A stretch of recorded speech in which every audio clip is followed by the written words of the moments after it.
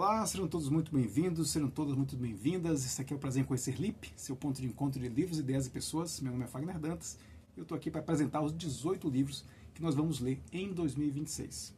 Esse canal aqui é a nossa forma de compartilhar, de divulgar, de estimular, de inspirar mais pessoas a entrarem para o mundo da literatura, para o mundo da leitura, seja ficção, seja não ficção, mas usar a leitura a seu favor para tornar você alguém melhor. Então esse aqui é o propósito do nosso canal. Se você se sente atraído por essa proposta, se você se interessa por literatura, por leitura, por reflexão, eu sugiro que você se inscreva no nosso canal, se integre à nossa comunidade de literófilos e participe também da nossa conta lá no Instagram, o @Prazer em Conhecer LIP, e lá a gente está sempre trocando ideias sobre livros. Então esse aqui é o primeiro vídeo da segunda temporada aqui do nosso canal. Nosso canal começou 1º de julho de 2024, então tivemos 1 ano e meio, e nesse 1 ano e meio produzimos 60 vídeos, e aí cerca de 60 horas de material sobre Albert Camus, sobre Franz Kafka, sobre Dostoiévski, sobre vários e vários grandes autores da nossa literatura e da literatura mundial. Então espero que, se você gosta de literatura, se você gosta desse tipo de conteúdo, se inscreva aqui e dá uma olhadinha no nosso acervo da primeira temporada. Certamente você vai encontrar muita coisa interessante. Então essa aqui é a nossa segunda temporada. Quem observar os vídeos da primeira vai notar diferenças aqui no nosso cenário. Então a gente está um cenário um pouquinho mais clean, aqui um pouquinho mais sem tanta informação, vamos dizer assim. E a ideia é fazermos vídeos um pouco mais curtos do que os vídeos que fizemos em 2025 e 2024.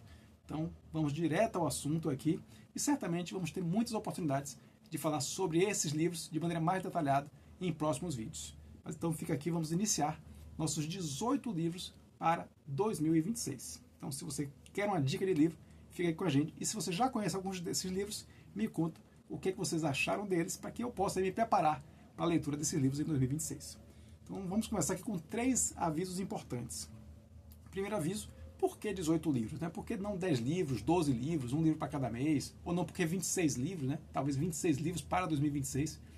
Na verdade, esse número de 18 livros é o resultado da minha experiência, né, no ano passado, em 2025. Nós lemos 43 livros, né? Esses livros, inclusive, foram apresentados no nosso panorama literário, foram escolhidos os 10 melhores livros, também no nosso top 10, então estão todos os vídeos aqui no nosso acervo.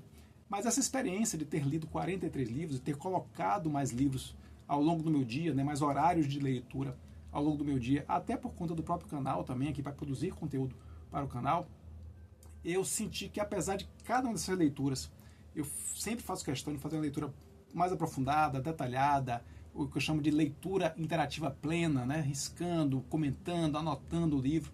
Então esse é sempre o nosso método. Mas, de qualquer forma, como eu não faço leitura en passant, né, aquela leitura mais vertical, essa leitura de 43 livros realmente exigiu um pouco mais de tempo dedicado à leitura e um pouco menos de tempo do que eu gostaria dedicado à reflexão sobre esses livros.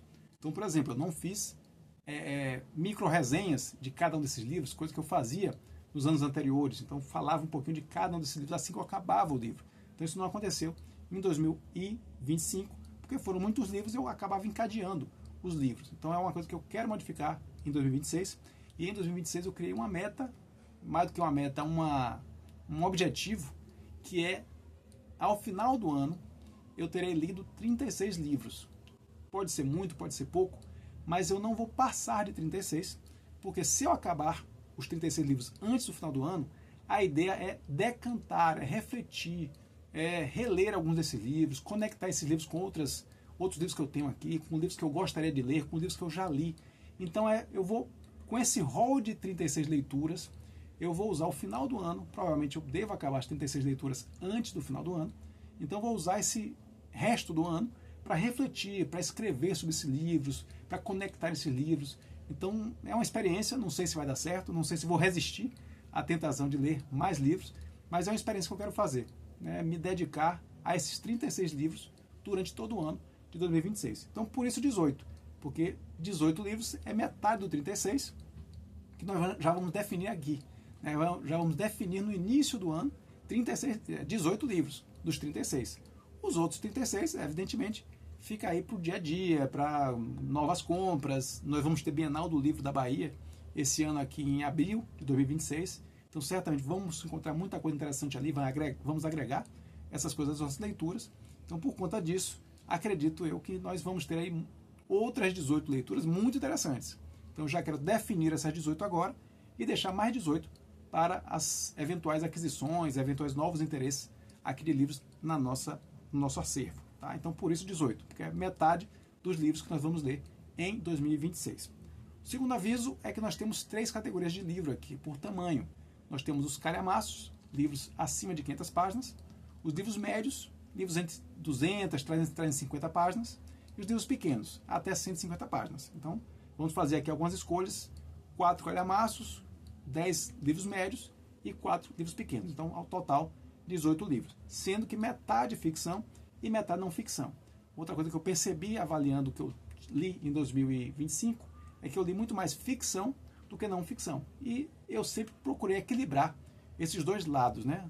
Ler a ficção, ler a literatura, boa literatura, tanto a literatura contemporânea quanto a clássica, tanto aqueles livros mais profundos, quanto livros um pouco mais leves, mas sempre tentando mesclar essas leituras de literatura com as leituras de não ficção, com as leituras de economia, de filosofia, de sociologia, que são áreas que eu tenho muito interesse. Então, esse ano, a gente vai tentar buscar esse equilíbrio entre 18 livros, sendo 9 de ficção e 9 de não ficção.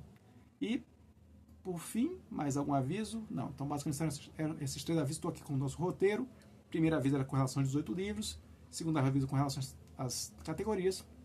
E terceiro aviso, metade ficção, metade não ficção. Então, vamos agora entrar nos livros em si. Calhamaços de ficção. Quais serão esses calhamaços?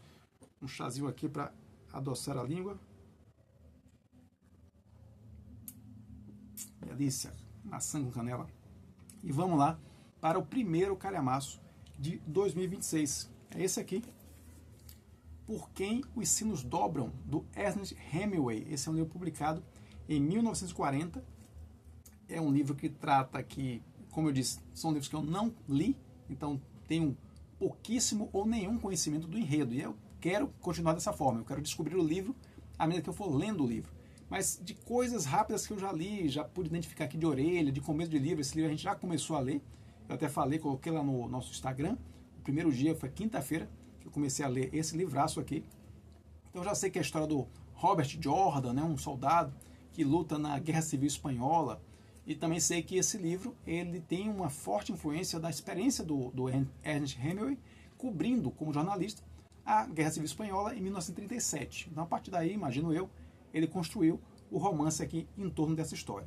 Uma coisa que eu vou fazer de interessante aqui nesse vídeo de metas, né, de livros para 2026, é que eu sempre vou citar 2 ou 3 coisas que eu espero dos livros. E também vou dizer, entre esses livros que eu vou comentar, dos calhamaços de ficção, não ficção e assim por diante, qual é aquele que eu acho que ao final da leitura, né, ao final do ano, eu vou escolher como sendo o melhor entre eles. Então, o primeiro calhamaço é esse aqui, Por Quem os Sinos Dobram, do Ernest Hemingway, de 1940, publicado em 1940. Espero encontrar aqui uma morte significativa para o protagonista, aquela morte que você sente realmente que abala o protagonista aqui, o Robert Jordan, e também espero encontrar uma grande amizade do protagonista com algum outro personagem aqui, uma amizade tipo Razumikin e nosso Raskolnikov de Crime e Castigo. Então, uma morte trágica e uma grande amizade é o que eu espero encontrar nesse livro. Será que eu vou encontrar? Vamos descobrir ao final da leitura. Vamos seguir adiante aqui para o nosso próximo livro de calhamaço de ficção. O próximo é esse aqui,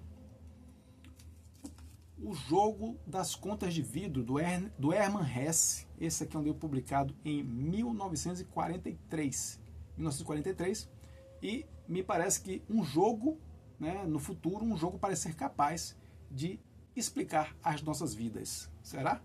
Então esse eu acho que é mais ou menos o enredo aqui, o que eu consegui pescar. Posso estar completamente errado, mas foi o que eu consegui pescar aqui de orelha, de fundo de livro, aqui de quarta capa.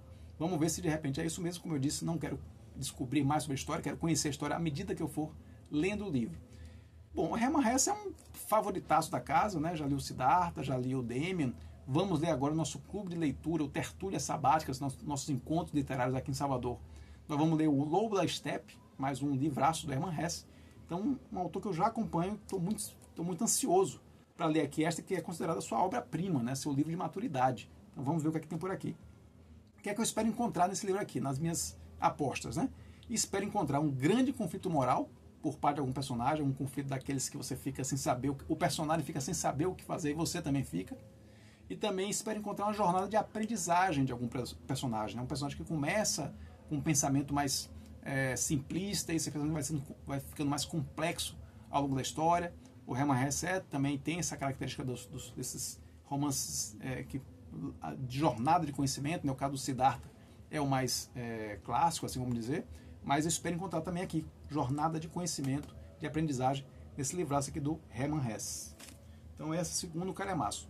Desses dois calhamaços, eu aposto pela minha relação, pelo que eu já li anteriormente, já li outras coisas do Ernest Hemingway, como a Paris é uma Festa, e já li outros livros do Hermann Hesse, como Siddhartha, como eu mencionei, né, Lobo da Steppe, Damien, e por conta disso, a minha aposta vai ser para o Jogo das Contas de Vidro. Eu acredito que vai ser uma leitura melhor do que Porquinho e nos Dobros. Vamos ver se eu vou estar ou não certo. Vamos agora para os calhamaços de não ficção. O primeiro deles é esse aqui. Forja de Impérios, Alexandre II, Otto von Bismarck e Abraham Lincoln. 3 estadistas revolucionários e o mundo que criaram, de Michael Knox Beran, publicado em 2007. Livraço aqui de história, esperando muito esse livro aqui. Espero entender melhor essas mentes, entender melhor o contexto histórico em que cada um desses personagens apareceu, né? Entender a história de cada parte aqui, né? Dos Estados Unidos, da Alemanha, o Alexandre II, não sei aqui se é russo, sei lá, essa aqui eu fiquei devendo. Mas o Otto von Bismarck é conhecidíssimo, né, pelo seu papel na Alemanha, e o Abraham Lincoln conhecidíssimo pelo seu papel nos Estados Unidos. Então quero conhecer mais esse contexto desses grandes estadistas. E o que é que eu espero encontrar aqui? Espero descobrir detalhes surpreendentes dessas figuras, né? 3 figuras conhecidas, mas eu espero que o Michael Knox aqui me traga detalhes que eu nunca imaginaria da vida desses 3 grandes estadistas. E também espero ser capaz de definir qual desses 3 teve o maior peso na história. Né? Se foi o Alexandre II, se foi o Otto von Bismarck ou se foi o Abraham Lincoln. Será que eu seria capaz, a partir dessa leitura, de chegar a essa conclusão? Qual desses 3 foi o personagem, o estadista mais importante na história aí do mundo? Então essa é a minha expectativa em relação a esse livraço, esse calhamaço aqui do Michael Knox Beran, né? O Forja de Impérios. Segundo calhamaço de não ficção, esse aqui, Sujeito e Verdade no Mundo Social Histórico, de Cornelius Castoriadis, publicado em 2002.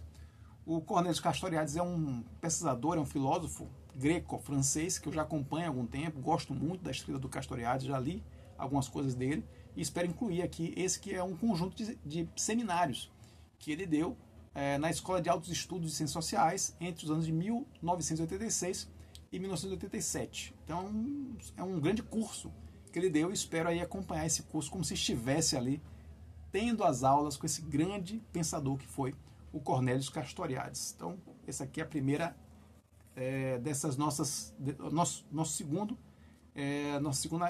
proposta de calhamaço de não ficção para 2026. O que é que eu espero encontrar aqui? Espero encontrar uma crítica à limitação da análise social marxista. Né?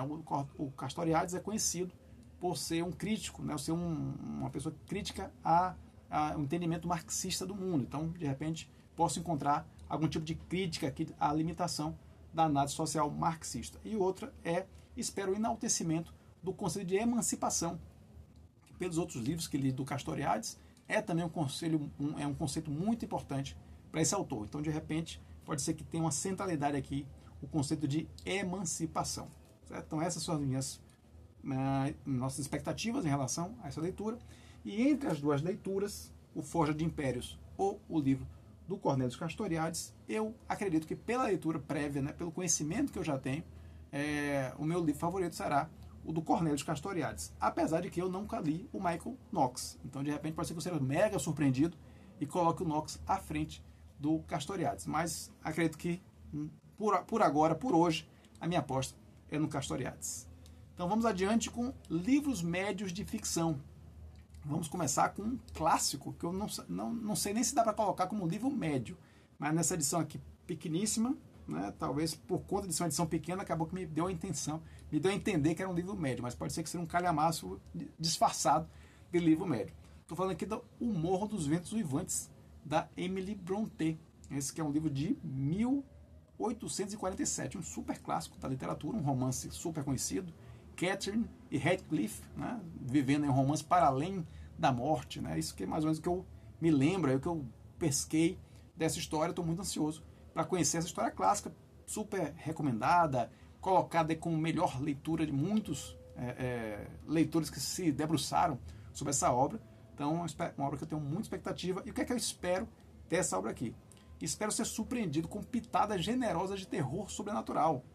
Afinal de contas, existe aqui alguma questão sobrenatural, alguma questão de vida após a morte, ou comunicação entre o mundo dos vivos e o mundo dos mortos. É mais ou menos o que eu pesquei aí, do que eu sei um pouquinho, do que eu acho que é, do que se trata essa obra, e espero encontrar pitadas generosas desse outro gênero, que é um pouco afastado do que seria o gênero romance. E uma segunda expectativa, espero um final trágico. Será que teremos um final trágico aqui, ou será nada de final feliz? Um final aí de todo mundo morre, no final será que tem alguma coisa desse tipo? Não sei, é a minha expectativa. Vamos ver se eu estou certo ou estou errado a partir da leitura. Então, se você já leu esse livro, você pode até me contar se eu estou no caminho certo ou a história é completamente diferente do que eu estou imaginando. Então fica aí para 2026, O Morro dos Ventos Uivantes, da Emily Brontë, de 1847. Também como livro de ficção médio, nós temos aqui o Hereges, do Leonardo Padura. Esse que é um escritor cubano, né, super conhecido também, e foi publicado em 2014. 2014. Aqui nós temos um investigador que me parece que é um personagem muito consagrado do Padura, que é o Mário Conde.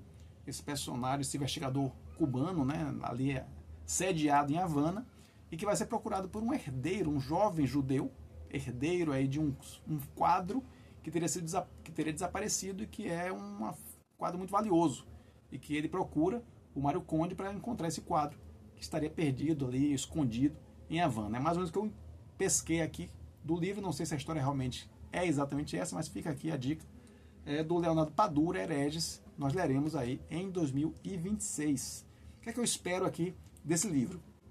Espero algum tipo de crítica ao governo cubano, né? O Padura é conhecido por essas críticas ao governo cubano, e espero também um final agridoce, né? Nada de final muito feliz, nada de final trágico, mas também acho que vai ter um tom um pouco amargo aí no final desse romance. Não sei porque me deu essa ideia, essa impressão de que vamos ter aí um final que não vai ser tão pontas fechadas perfeitamente como nós teríamos aí num clássico final feliz. Vamos ver se eu estou certo ou se eu estou errado.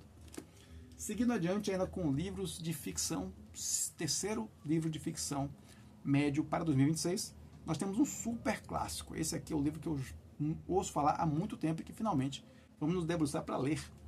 Paraíso Perdido, de Milton, né? John Milton. Esse que é um livro de 1667, século 17, esse livraço aqui, super comentado.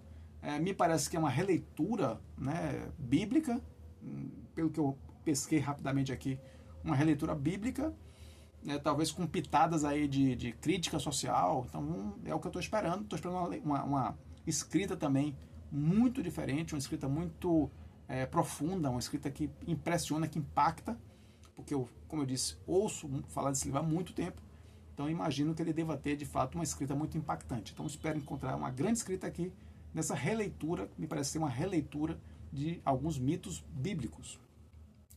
Além disso, vamos ver se tem mais alguma coisa aqui, e também crítica velada ao absolutismo, né? Pelo que eu entendi, o John Milton era também um crítico ao absolutismo inglês, então pode ser que haja alguma coisa aqui mascarada como dentro desse contexto bíblico, mas que tem uma repercussão sobre o governo inglês da época. Então vamos ler o clássico dos clássicos, Paraíso Perdido, de John Milton. Quarto livro aqui, médio para 2026, nós temos um baianíssimo, né? Não podia faltar um brasileiro aí nessa história. Então temos aqui Jorge Amado, com seu Tenda de Milagres. Esse aqui é um livro de 1969, né? Que é um livraço também, super conhecido, já virou novela, já virou todo tipo de transmutação para outras formas de arte, né? uma história super clássica, Pedro Arcanjo, né, um outro personagem também icônico do universo amadiano. Então vamos acompanhar essa história que eu também sempre ouvi falar muito, mas nunca parei para de fato ler a história. E vamos ter essa oportunidade agora, em 2026, de ler Tenda de Milagres, né? Então o que é que eu espero aqui desse livro? Espero muita literatura flaner, né? Aquela literatura de becos e vielas aqui de Salvador, que eu adoro. Uma das coisas que eu mais gosto do livro de Jorge Amado é reconhecer os lugares por onde se passa o livro, né? Então é muito legal você ver ruas que você conhece, praças que você conhece, lugares que você conhece. Então eu espero encontrar muito essa literatura flaner, essa literatura que dá uma importância ao cenário urbano, ao cenário dos becos e vielas, né, que se passa aqui, as suas histórias. Espero encontrar isso aqui. E espero encontrar também a presença forte do candomblé. Candomblé que aparece em outros livros que eu já li do Jorge, o Jobiabá, o Capitães de Areia. Eu imagino que talvez, não sei, talvez pelo título, Tenda de Milagres, me trouxe essa impressão de que eu vou ter muito mais a presença aqui do candomblé, né, essa religião de matriz africana, nesse livro aqui do Jorge. Será que eu estou certo? Será que eu não estou? Se você já leu, me conta aí nos comentários. Se não, me deixa com essa surpresa de descobrir o que é, afinal de contas, que existe na Tenda de Milagres de Jorge Amado. Quinto e último livro de ficção médio para 2026. Nós vamos ler novamente Walter Ugumãe, e aqui agora com Apocalipse dos Trabalhadores. Esse que é um livro de 2008, né? Aqui eu não tenho realmente menor ideia do que está desse livro, não tem orelha, não tem quarta capa, não tem nada aqui explicando o que seria esse apocalipse dos trabalhadores. Então estou imaginando, vai ser uma grande greve, vai ser uma revolução, vai ser uma releitura bíblica também, como, né, se pode imaginar aqui que ele vai usar essa coisa do apocalipse para remeter a algum tipo de releitura bíblica. Não tenho ideia, mas quero muito desse livro. Por quê? Porque eu já tinha lido A Desumanização, do Walter Ugumãe, e li no ano passado, foi inclusive uma das minhas melhores leituras, né? Tá no nosso top 10 melhores leituras de 2025, eu li O Filho de Mil Homens. Então, eu quero concluir a minha trilogia Walter Ugumãe, a minha trilogia pessoal, né? Esse aqui é o terceiro livro do Walter Ugumãe que eu tenho aqui no acervo. Então, vou completar os 3 livros que tenho do Walter Ugumãe lendo aqui o Apocalipse dos Trabalhadores. Vamos ver o que é que eu vou encontrar aqui. Eu estou fazendo algumas apostas. Por exemplo, espero uma prosa poética, né, como caracteriza muito Walter Ugumãe, mas mais próxima de A Desumanização do que de O Filho de Mil Homens, porque eu gostei mais de A Desumanização. Então espero encontrar uma prosa poética, mas mais focada, mais na linha do A Desumanização. Será que eu estou certo? Vamos ver se ao final da leitura.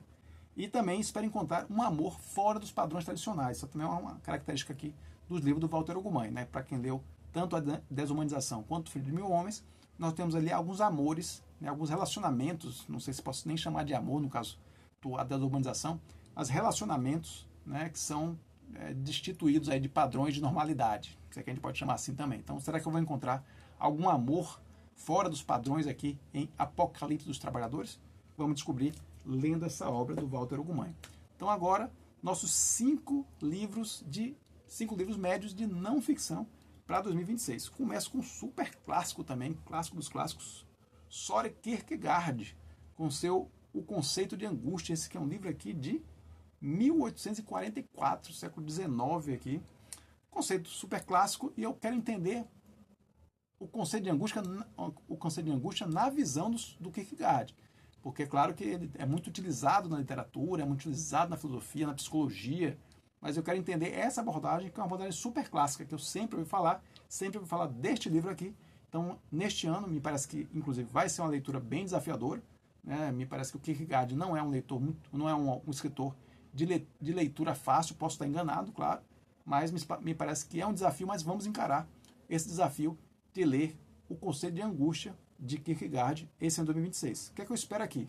Espero uma explicação, né, o que causa essa angústia, né, que parece marcar aí o ser humano, e também algum tipo de cura. Será que o Kierkegaard propõe alguma cura para essa angústia? Então vamos descobrir aí, lendo esse livraço. Segunda escolha para livro médio de não ficção, um livro que eu comprei recentemente, mas de um autor que eu já acompanho há muito tempo. O Ano Zero da Alemanha, do Edgar Morin, esse grande filósofo francês, e aqui tecendo impressões, né, sobre a história da Alemanha e também sobre o seu papel, né, social, o papel social da Alemanha em relação ao mundo, né, o peso da Alemanha em relação ao mundo, em relação à França, o pai de origem do Edgar Morin. Então, Morin é um escritor que eu já acompanho, é um filósofo que eu já acompanho de outras leituras, e imagino que também este será mais um grande livro do Edgar Morin que eu vou ler, até por tratar da Alemanha, que é um país que já gerou tanta beleza e também tantas coisas a serem esquecidas aí no seu processo, né, no mundo inteiro, na sua, vamos dizer assim, na sua interferência no mundo, né, através de passagens e episódios não tão positivos assim para a sua história. Então, o que é que a gente espera encontrar nesse livraço aqui? Aposta. Espero encontrar uma tentativa de explicação do Edgar Morin para, né, este fenômeno que eu estou me referindo, que é um fenômeno que é julgado como negativo, né, na história, entrou para a história como uma mancha na evolução da Alemanha, que sempre produziu grandes filósofos, grandes artistas, grandes pintores, músicos, mas que também produziu algo muito deletério, muito prejudicial à história da humanidade. Então quero ver se o Edgar Morin menciona, se ele fala o que teria causado o surgimento deste fenômeno político na Alemanha, e também, além desse caso, se ele traz alguma discussão sobre o peso da Alemanha na Europa, na França, no mundo. Então espero encontrar também essa avaliação do Edgar Morin para o peso da Alemanha no mundo. Então será que eu vou encontrar isso neste livro aqui? Vamos descobrir lá até o final do ano. Seguindo adiante, mais um chazinho aqui.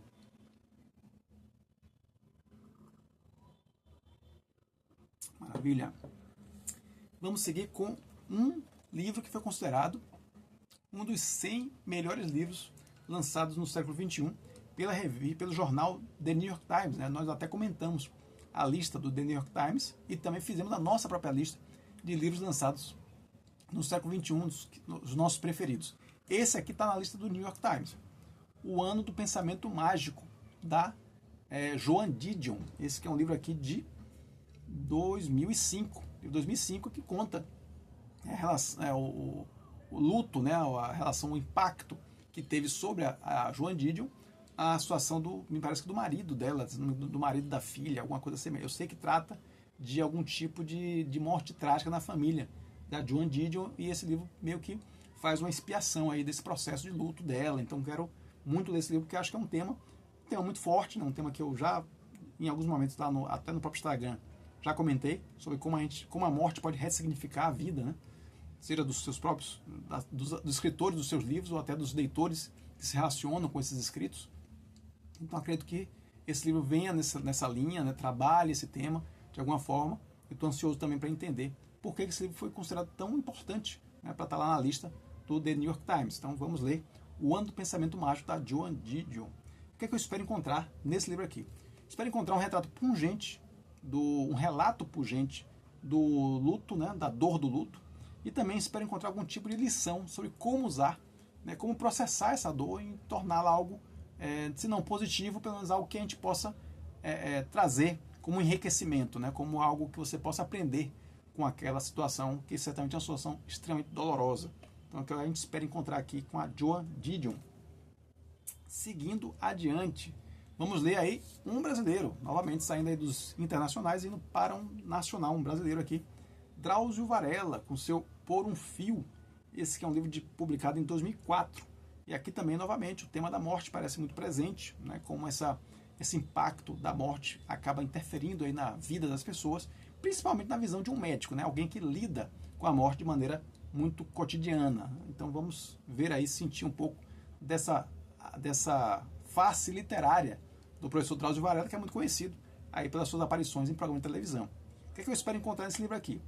Uma abordagem de um caso médico que tenha sido particularmente impactante para o Dr. Drauzio, né? Alguma coisa, além dos vários casos, imagino que ele vai tratar aqui, mas algum que ele toque, né? E que tenha sido marcante para ele aí nessa sua vida de profissional da medicina.